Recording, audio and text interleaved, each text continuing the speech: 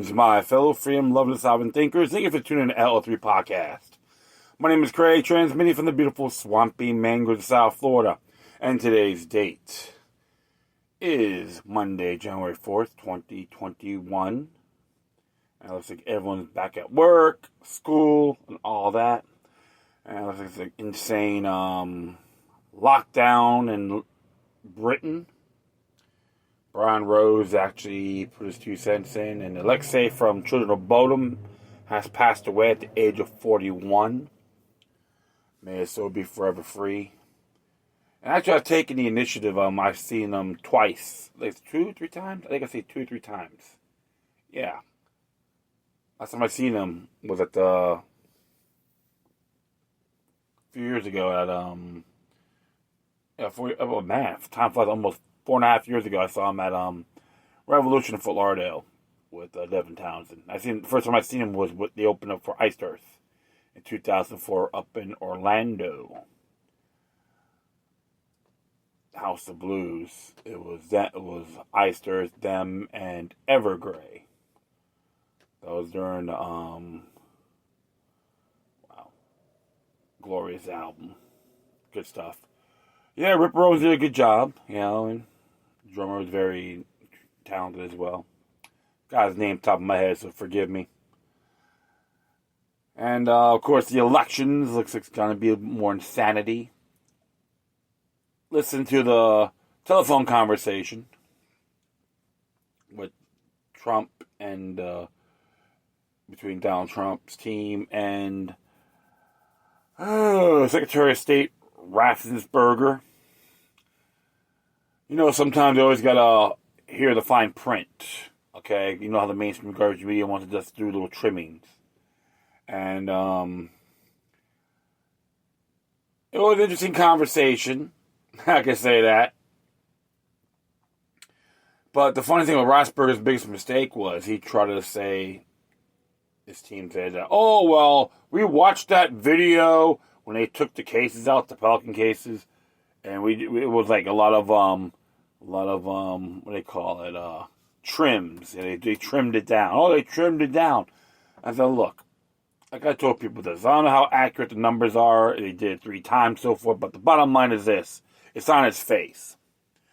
When you have everyone leave, include all the poll watchers, including the press, then decides to go under the table and remove those Pelican, take out those Pelican cases to the machines, open them up, and start playing behind everyone's backs. Now, that's a example of subterfuge election or election fraud. Okay, so it's prima facie just cause, and I'm not even a Trump worshiper by any means. But I have to agree with him on this particular disturbing matter. Because if you let this go, folks, and support the election as is, you will create a president that will burn the ones you support, or if you decide to run for office. See, it's a lot bigger than just one thing. It's been happening a long time. But this is too obvious. If they're actually shredding ballots, according to President Trump's the meeting from that show, that's totally illegal under federal law. You have to ascertain it, have it in possession, open to the public for 22 months. Good case happened in Broward County, Florida. Tim Canova sued Wesley. Not Wesley Snipes. Brenda Snipes. Excuse me. Canova versus Snipes case, and she looked that up. And I have met Tim Canova, and he's a decent gentleman.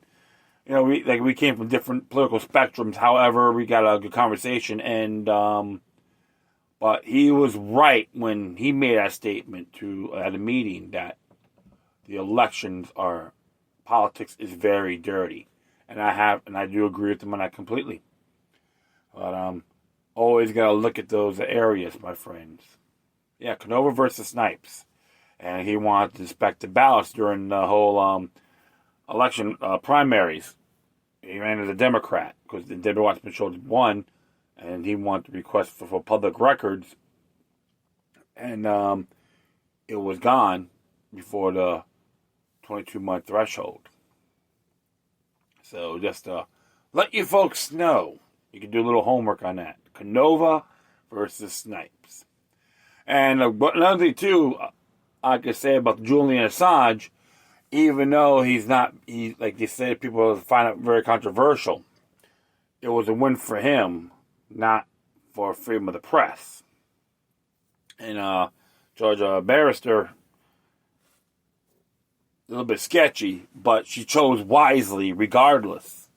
It creates a nice dent on what has happened, even though they may use the health and possible suicide issue and so forth, get some controversy, not for freedom of the press as a whole. But I like it because it does delay the process. And Department of Justice, the United States Department of Justice, has a 14 days to appeal it. Well, the people of the United States, they need to take the initiative on contacting the Attorney General, the Deputy, and the Associate. Go to justice.gov, give them a call, email them, and let them know how you feel. I let them know, hey, to recant all the indictments, including appealing of his extradition. And that's I was paraphrasing, and I sent it to him. Didn't get a response, but I'm about to make some phone calls as well. When you people in the United States, if you decide to, contact your congressmen and senators on the elections, put that in your memo for the United States Department of Justice and let them know. End the Assange case permanently. Because we all know if this appeal happens, they will probably ship him and have him on trial at Arlington, Virginia, where a lot of people, most of them will be selected, will work for the federal government, within the U.S. government, okay? So it'll be a big conflict of interest, I would say. Happened to Roger Stone, and I'm no fan of his. No, he's a hustler. But you gotta look at those steps, those patterns. Always the broader picture. Well, enough of my little rant and a few things. So, I was like thinking about not doing a show, and I just like browse on my phone, listen to some of the video presentations, and I was listening on Alex Newman talked about the inclusive capitalism. Can we say as a term for corporatism, fascism? The Pope, the Rothschilds are all involved in this. It was interesting too because even members of the Catholic Church in the United States is calling out the Pope. I think it's awesome. So you should watch that video under New American. It's out on YouTube, maybe a few other places, but look that up. And Alex Newman, I gotta say, doesn't matter what his creed is, but the information he has is very good. And I always pay him homage for that because I'm in that same wavelength. I always appreciate these people. So always gotta look at things a lot broader than what it is. So enough of me ranting. I'm going to be talking about the leader of Proud Boys arrested.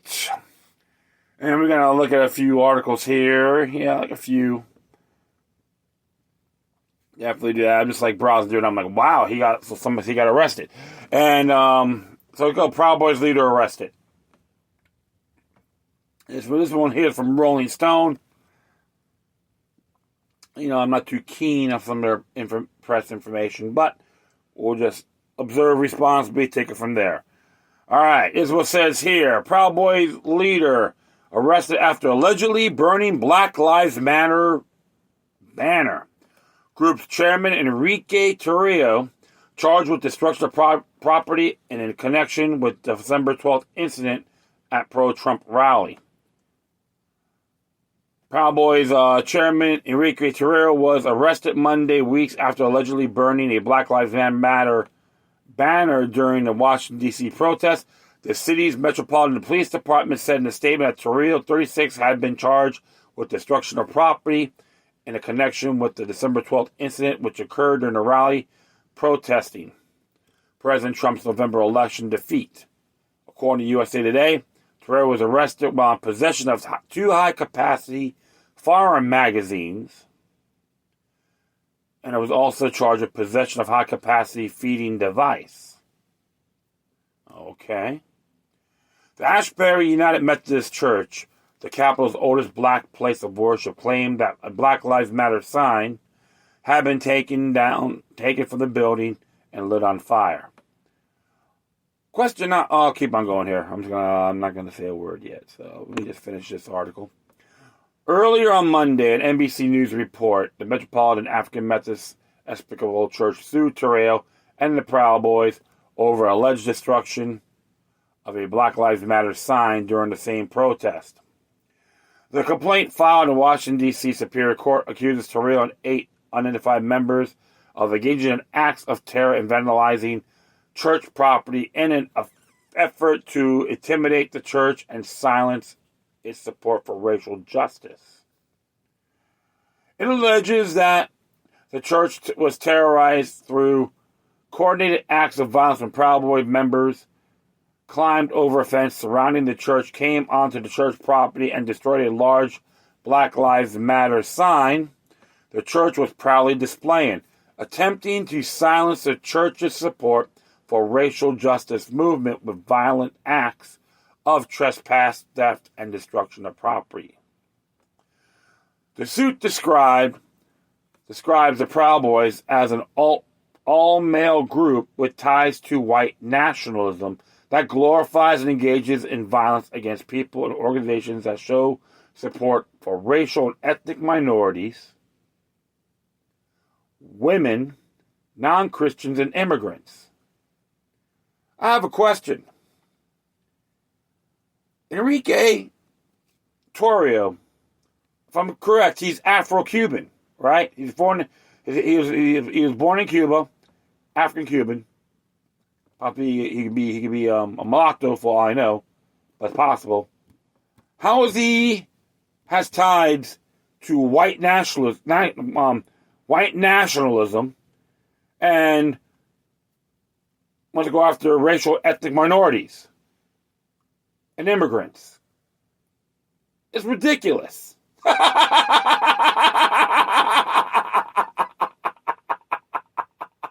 I'm sorry, I find that comical. And I'm not a member of the Proud Boys by any means, and I'm not here to condemn them. Like I see everyone's pros and cons by people as individuals. Always treat people as individuals. All right? And I learn about their movement, too. What they're about from the leaders and so forth. And this is comical. Some of these people, man, they just want to throw drama out there. Total, fictitious rhetoric. But I will keep on going here. It claims that the group planned and coordinated their efforts for several months, engaging in inflammatory language like buy ammo and clean your guns. What's wrong about that? What's so inflammatory? Yeah, buy ammo and clean your guns. Prepare. What, you want me let me leave all my security in the hands of the government? Please. This is like drama queens, man. I'm sorry. Tarrio reportedly told Washington Post that he was responsible for destroying a Black Lives Matter banner. He added that if a criminal charge was filed, he would plead guilty to destruction of property and pay the church for the banner and surrender to authorities. Well, I'm just wondering how accurate is that? I don't know. But if Tarrio said that, yeah, at least he's man to stand up, to take responsibility for his actions. But the funny thing about it, why does this church wants to support a organization that has Maoist ties and Marxist ideology? Communists hate churches. And I'm not agreeing, based on this article, to start taking someone's property and destroying it. I'm not agreeing on that at all. But why you want to support a movement that has ties to communism? You're not an authentic church. You became a bunch of imposters. And I say that in good faith. And I don't care if that church was named after my last surname, and there were more whiter people than me. That is the most ludicrous thing to do. And even with this person's article, give me a break. That's the question. Okay? Don't make any sense at all. But I'm going to continue on this next article. But it is hilarious. I'm sorry. I just get a big kick out of these propaganda matrix here, you know? This is what New York Post has to say about the burning banner stolen from Black Church. This was written by Richard Garger.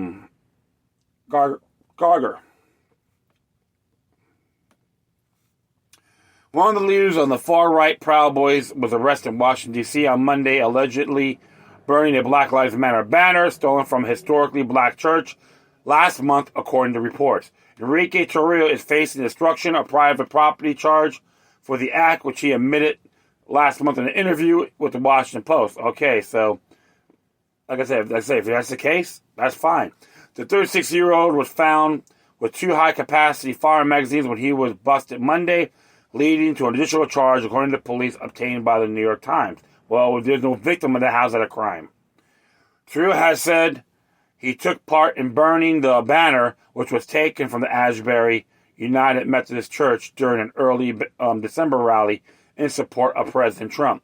He also told the Washington Post that if it came down to it, he would plead guilty to destruction of private property charge. During the protests that led to the sign burning, members of Proud Boys and leftist activists repeatedly clashed with each other in the streets. Several people were stabbed in the melees. Cops said at the time. Proud Boys are expected to hold another D.C. rally on Wednesday to protest the congressional certification of the election, the Times reported. And it's interesting because I watch some of these videos too. All right? And usually I see the aggressors came in and started attacking innocent people, including the elderly. I know they arrested some of those individuals as well. So I'm not going to go after Washington, D.C. police to be using partiality. Then that's when that's how videos in the Proud Boys came in later on and started taking care of business. All right. Whole thing y'all gotta look at, folks, is a thing called science of cause and effect. All right. If you're gonna dish it out on people and harass, hurt men, women, even with their babies, I've seen that too. Video clips of Washington D.C. That's demented and blasphemy. Bunch of cowards. All right. If you're gonna dish it out, you better learn to receive. So that's one thing I gotta say. But I got hey, I have to. If Mr. Tarrio does it, he's in jail. Take responsibility for his actions. That's fine. At least he's man enough to do that. How about all those other clowns from the other side? Will they take separate responsibility for their actions? No, they'll say racist Nazis when they get arrested. The criminal elements of that group, of those particular groups. This is what KHOU has to say here. Now there's a video clip. And it says here, Proud Boys leader arrested in D.C., charged with destruction of property. I'll say it again.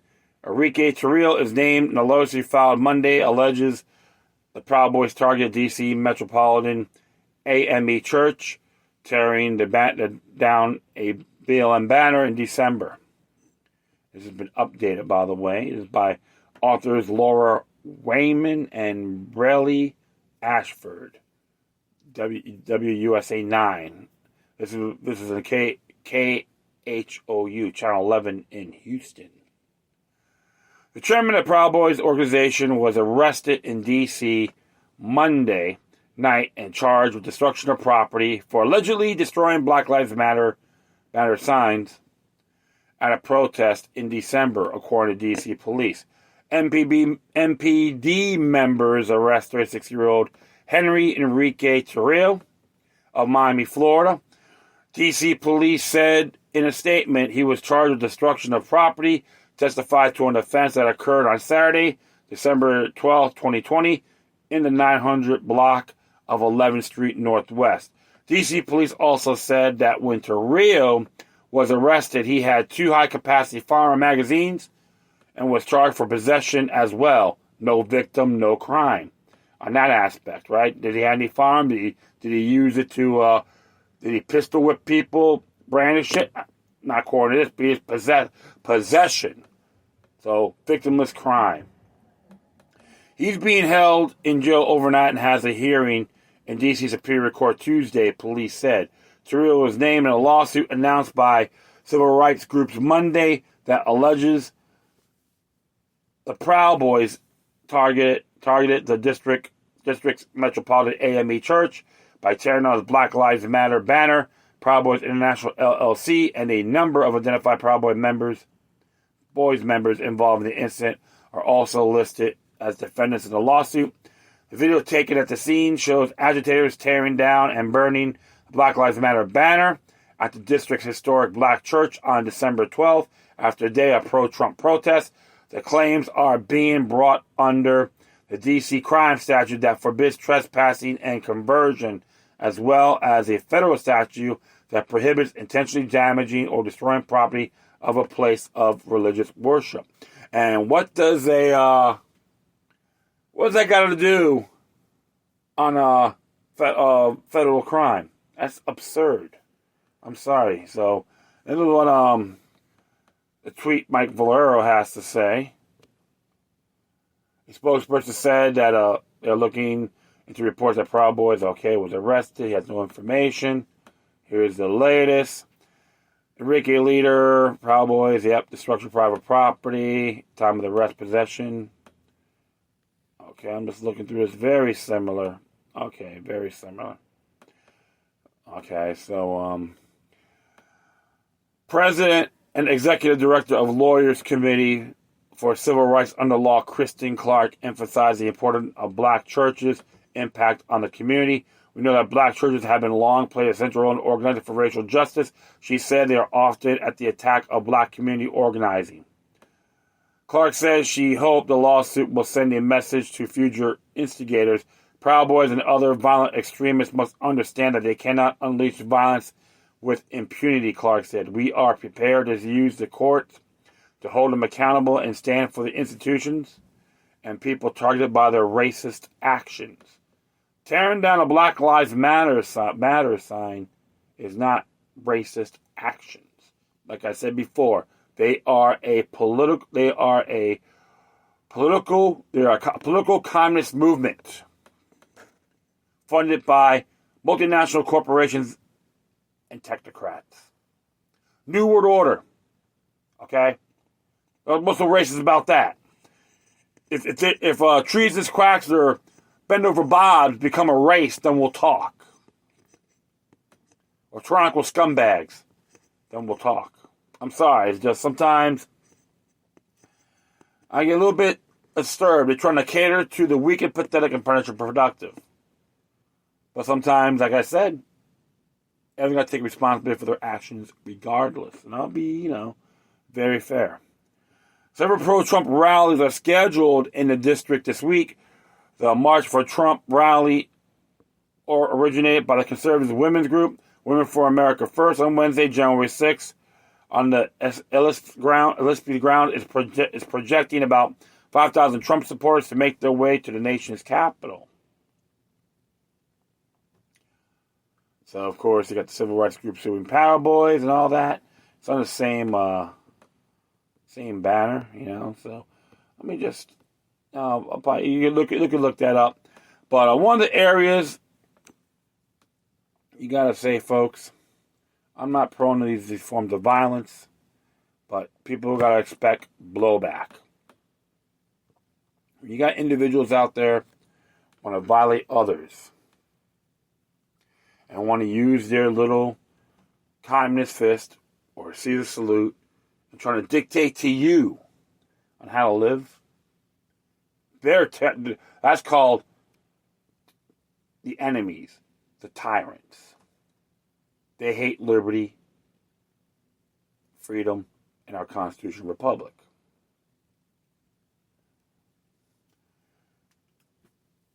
And what are you gonna do? Blame Enrique if they get arrested or they hurt somebody and it backfires on them? Please. So you can't use this racial justice because Enrique Tarrio is Afro-Cuban, according to some of his interviews. Remember, I was watching that one of the Portland rallies he was at.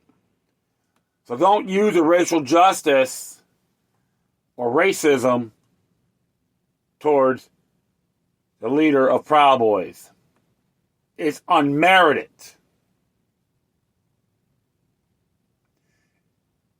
Invalid. Or other words, null and void. To you writers out there, prove me wrong if you dare. I would love to hear what you have to say. Because deep down inside, you know I'm right. You don't want to use accuracy, but drama to get your people's attention. Which is right out of Arabanez's playbook, propaganda.